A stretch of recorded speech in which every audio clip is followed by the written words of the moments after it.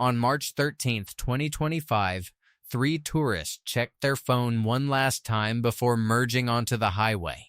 Jaehyun Lee, Tae-hee Kim, and Jung-hee Kim had just spent the day at the Grand Canyon.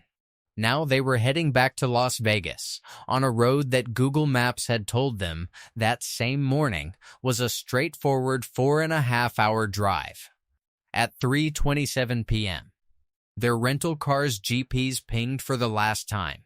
Westbound on Interstate 40 near Williams, Arizona, a winter storm had turned the asphalt to ice. Behind them, a chain reaction pileup was already swallowing the highway. 22 vehicles, 36 people trapped inside them. A fire burned through the wreckage so intensely that investigators spent weeks afterward working to confirm whose remains had actually been recovered. The family never made it back to the Strip, and if you have ever typed Grand Canyon into a map app from a Las Vegas hotel room, it told you exactly what it told them. Just a few hours away. Easy trip. Arrive by dinner. That is the first mistake almost everyone makes on this route, and it is usually made in the first 30 minutes, before the car has even left the city limits the moment a person looks at the distance on a screen and decides the desert between here and there does not need to be taken seriously. I want to walk you through why that assumption is wrong, and why this particular stretch of American road, sitting less than 2 hours from the neon and the buffets and the wedding chapels, has quietly become one of the most dangerous drives that ordinary tourists take on purpose. Before we get into it, if you find these deep dives into America's roads useful, subscribing costs nothing, and it helps this channel keep making them. And I'm curious, are you watching this before a trip out west or after one? Have you actually driven this road yourself? Tell me in the comments, because some of what's coming up might change how you plan the drive. For now, let's start with the map, because the map is where the trouble begins. Here is the first thing almost nobody accounts for.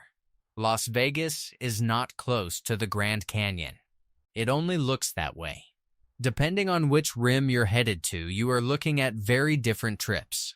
Grand Canyon West, the section with the glass skywalk, privately operated by the Hualapai tribe and not technically inside Grand Canyon National Park, sits roughly 125 to 130 miles from the Strip, about 2 to 2.5 hours by car. The South Rim, the one from the postcards, the one with the mile-deep layered red rock views everyone actually pictures when they hear Grand Canyon, is a different animal entirely, close to 280 miles, 4.5 hours or more, one way. Two destinations, two totally different commitments, both marketed under the same three words. And that gap between the mental image the Grand Canyon is right there and the physical reality of empty desert highway is where the first mistake takes root. Most people leave Las Vegas the way you'd leave for brunch. Full tank, maybe, phone charger, maybe, a GPS app open and trusted completely. What they don't do is treat the drive as what it actually is, a crossing of the Mojave Desert, on a road system that has, in places, killed people for a very simple reason: it was never built for the volume or speed of traffic it now carries. The route out of Vegas runs south on Highway 95, which becomes U.S. Route 93 just before Boulder City, carries you across the Colorado River near Hoover Dam, and drops you into Arizona. It's a genuinely striking piece of engineering. The bypass bridge over Hoover Dam is worth the stop most tourists make there, but it's also close to the last major town, gas station, and reliable cell signal a lot of drivers will see for a long stretch. If you're headed to the South Rim, you'll likely continue on 93 through Kingman, a former Route 66 waypoint, before turning east toward Williams and the park entrance. If you're headed to the West Rim instead, you'll peel off through Dolan Springs toward Pierce Ferry Road. Same starting point, same first hour of driving, and then two completely different deserts. And US 93 has a reputation that long predates any tourist's Grand Canyon road trip. For years, local news investigators in Arizona have documented it as one of the deadliest highways in the country, particularly the roughly 80-mile stretch between Wickenburg and Wickiup, well south of the Vegas route, but part of the same corridor and the same highway culture. Between 2015 and 2021, that segment alone recorded 35 deaths. In a single year, 2019, it logged 248 crashes. The Arizona Department of Transportation has spent hundreds of millions of dollars trying to fix it, widening lanes. Adding rumble strips and crashes are still happening on it as recently as this year. First responders in the area will tell you plainly what changed when the road got wider and straighter. Head-on collisions gave way to high-speed rollovers. A safer-looking road, driven faster, by people unfamiliar with it, is not automatically a safer road. It's a lesson worth carrying with you the moment you cross the state line. Because the road to the canyon shares the same DINA, the same wide-open sightlines that quietly invite drivers to go faster than the terrain actually allows. Further north, on the leg that actually leads to Grand Canyon West, the road tells a quieter but equally instructive story. For decades, the final stretch out to the Skywalk Diamond Bar Road off Pierce Ferry Road was a rough, unpaved track that tourists were warned away from. That changed in August 2014 when the Hualapai tribe finished paving it after years of legal disputes with a private landowner along the route. It is fully paved today, no four-wheel drive required. But paving a road doesn't erase what makes it dangerous, it just changes the shape of the danger. According to a Federal Highway Administration case study, after the reconstruction, Diamond Bar Road saw 2 fatal head-on collisions within a short stretch near its junction with Pierce Ferry Road. Both crashes involved visiting drivers, one from Ireland and one from Australia unimpaired, but unaccustomed to driving on the right-hand side of a two-way American road, and unfamiliar with the tight first curve they encountered as they turned onto it. It's a detail that says something important about this entire corridor. The danger here isn't always reckless driving. Often it's simply unfamiliar driving on unfamiliar roads by people whose instincts were built somewhere else. Mohave County eventually installed oversized two-way traffic warning signs and painted arrows on the pavement. Crashes at that specific curve dropped to 0 afterward. It's a rare example of the road actually being fixed. It doesn't mean the surrounding desert got any safer. And that surrounding desert is where the second danger lives. One that has nothing to do with curves or collisions. The empty middle of the drive where your phone stops being useful. Somewhere past Boulder City or past Dolan Springs on the road to the West Rim, your signal bars begin dropping, one by one, until you're navigating on cached data or nothing at all. This isn't a rare glitch. It's the defining condition of the Mojave Desert corridor between Vegas and the canyon vast stretches with no cell towers, because there are no customers out there to justify building them. If your car breaks down, if you make a wrong turn, if your GPS routes you somewhere it shouldn't, you may not be able to call anyone.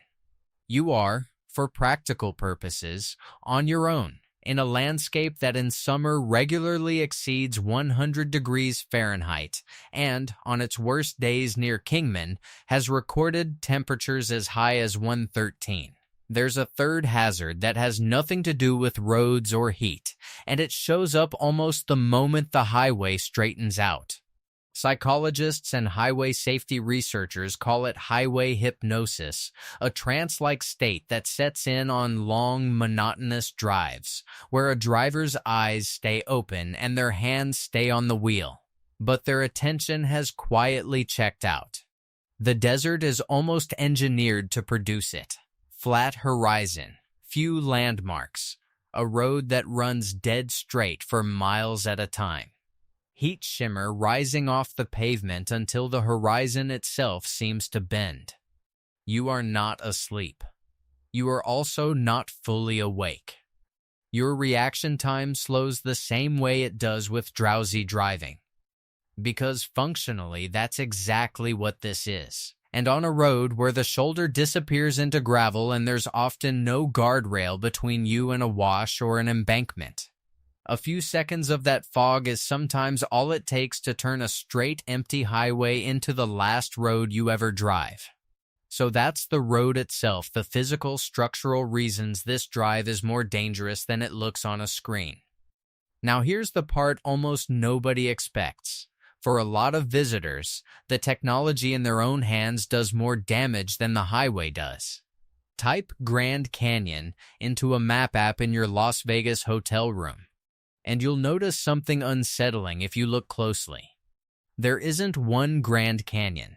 There's the South Rim inside the actual national park with the famous overlooks and a 7-day entrance pass. There's Grand Canyon West on Wallapai tribal land with the Skywalk, sold separately, priced separately, run entirely outside the national park system. And there's the North Rim, open only from mid-May through mid-October and reached by a completely different approach. 3 different destinations, sharing one famous name. 3 different roads, 3 different drive times, 3 different sets of tickets, and it is entirely possible to book a Skywalk pass.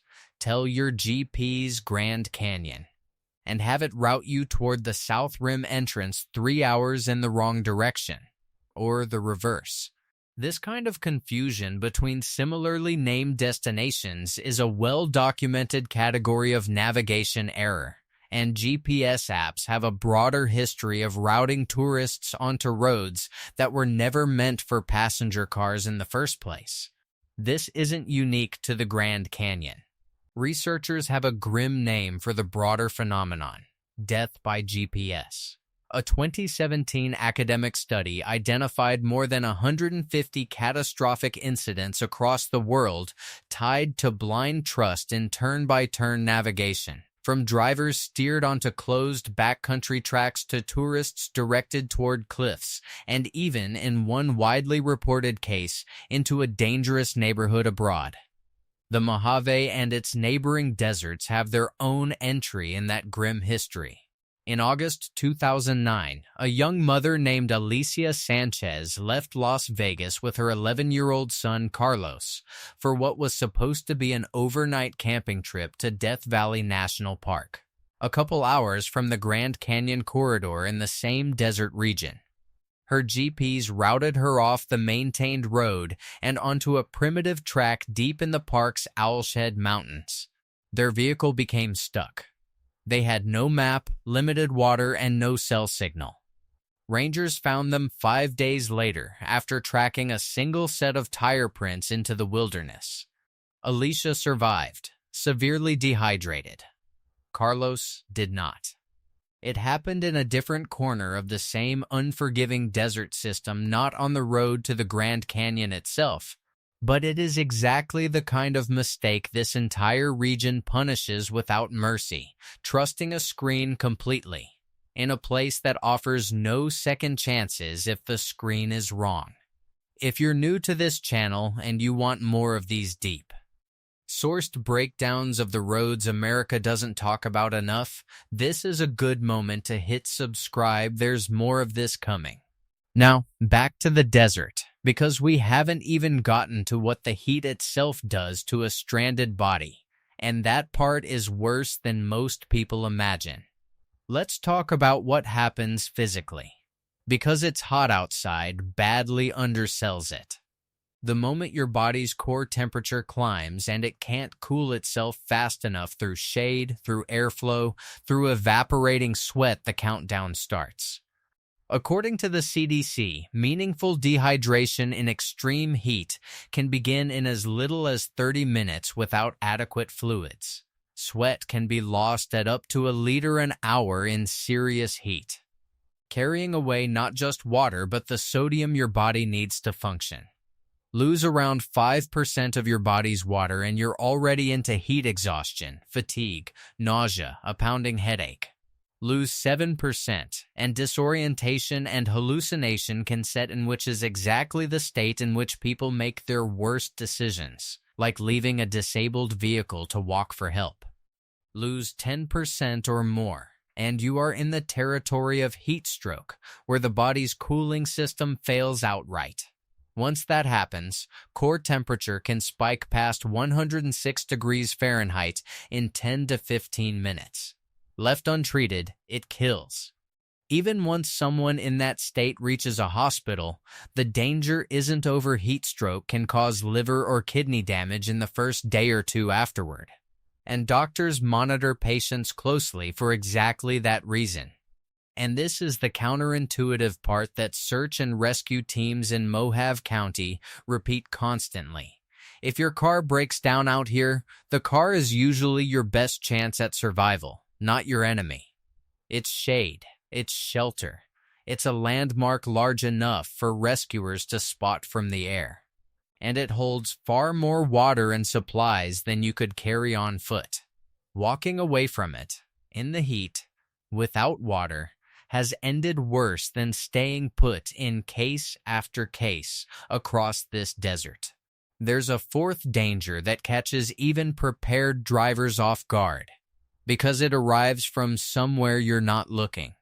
You can be driving under a clear blue sky in this part of Arizona and still be minutes away from a flash flood, because the storm that's about to hit you might be happening in mountains 10, 20, even 30 miles away, completely out of sight. Arizona's summer monsoon season, running from mid-June through the end of September, can dump several inches of rain in under an hour onto baked, hard-pan desert soil that cannot absorb it. That water doesn't soak in. It runs fast, funneling into the dry washes and arroyos that crisscross these roads, turning them in minutes from a dusty dip in the pavement into a churning debris-choked torrent moving 20 to 30 feet per second. Arizona averages roughly 4 flood-related deaths a year, almost entirely from people who drove or walked into water they underestimated. The state actually has a nickname for its own law addressing this: the stupid motorist law, which lets counties bill drivers for the cost of their own rescue if they go around a barricade into a flooded crossing. It exists because year after year people do exactly that. The same storms bring a quieter hazard most road trippers never think about at all: lightning. People have been struck by lightning originating from storms as far as 10 miles away, under what looked, moments earlier, like clear sky, because the electrical charge can travel far ahead of the rain and thunder that would normally warn you it's coming. Out on an open highway, in a landscape with almost nothing taller than your own vehicle for miles, that risk doesn't disappear just because you're driving instead of hiking. Now for the human cost, in the cases that are actually documented. Grand Canyon West sees roughly 700,000 visitors a year, most of them arriving exactly the way you might: a rental car out of Las Vegas, a full day planned, a skywalk ticket booked in advance, expecting the risk of the day to be contained to the glass bridge itself. In November 2025, a 65-year-old visitor fell from a cliff near the skywalk attraction and died. Rescue teams needed until the following day to recover him. A grim reminder that danger here isn't confined to the highway, and the drive itself has claimed people who never got near the canyon's edge. In the summer of 2024, a tour bus carrying 56 passengers, including a family from Maryland, who had started their day taking photos on the Las Vegas Strip, was approaching the Grand Canyon West parking lot when it rolled and slammed into 3 parked vehicles. A woman on board died. Investigators later found the driver had admitted to nodding off at the wheel, that the bus's tire tread was worn down to bare steel and out of regulation, and that the driver had been over his legally permitted hours. It took local journalists nearly 5 months of fighting for public records to get the full report. The family that survived it, the Tershmans, described watching their vacation footage jump, in their words, from super happy Vegas to disaster in the space of a single afternoon. And then there's the case that opened this video, because it's worth returning to with the fuller picture now that you understand the road. Jaeon Lee, Tae-hee Kim, and Jung-hee Kim did everything right on the way out. They saw the canyon. They started the drive back with hours of daylight left. What killed them wasn't recklessness, it was a winter storm rolling in on Interstate 40, ice forming faster than traffic could adjust to it, and a 22-vehicle pileup that engulfed the road they were on. Their case is a reminder that this route punishes overconfidence in every season, not just the punishing heat of summer. In deep summer, it's dehydration and mechanical failure in 113-degree heat. In winter, on the higher, colder stretches near Williams and Flagstaff, it's ice on a road most tourists picture as permanently sunny desert. Here's the pattern underneath all of these cases, once you step back far enough to see it.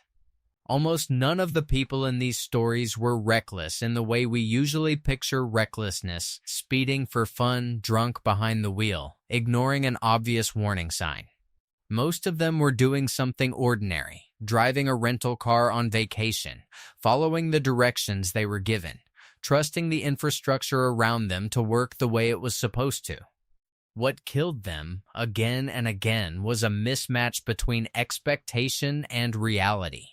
A distance that looked shorter on a screen than it was on the ground. A road that looked smooth and modern right up until the moment it wasn't. A sky that looked clear directly overhead while a flood was already forming somewhere out of sight. A navigation app that sounded certain even when it was wrong. Mohave County's volunteer search and rescue teams, who cover a county bigger than several U.S. states and serve an area that draws nearly 5 million visitors a year, completed roughly 120 missions in a single recent year alone. Lost hikers, stranded motorists, broken down vehicles, people who trusted a device or a shortcut a little too much. Most of those calls end with everyone going home. Some don't. The margin between those two outcomes is almost always decided before the car ever leaves Las Vegas. Today, the roads themselves are, in most places, genuinely better than they used to be. Diamond Bar Road is fully paved. Large sections of US 93 have been widened, with rumble strips and improved signage. Cell coverage, while still patchy, has expanded in a few pockets along the route. None of that changes the desert on either side of the pavement, and none of it changes what happens to an unprepared body in a 113-degree afternoon with no water and no signal. The infrastructure has improved. The environment hasn't gotten any more forgiving. So, if you're actually planning this drive, here's the short version of what the record above should tell you. Know which Grand Canyon you're going to before you leave West Rim or South Rim, because the drive times are not close to the same, and treat whichever one you pick as a genuine desert crossing, not an errand. Leave in the early morning if you're driving in summer, both to avoid the worst of the afternoon heat and to give yourself daylight in reserve if something goes wrong.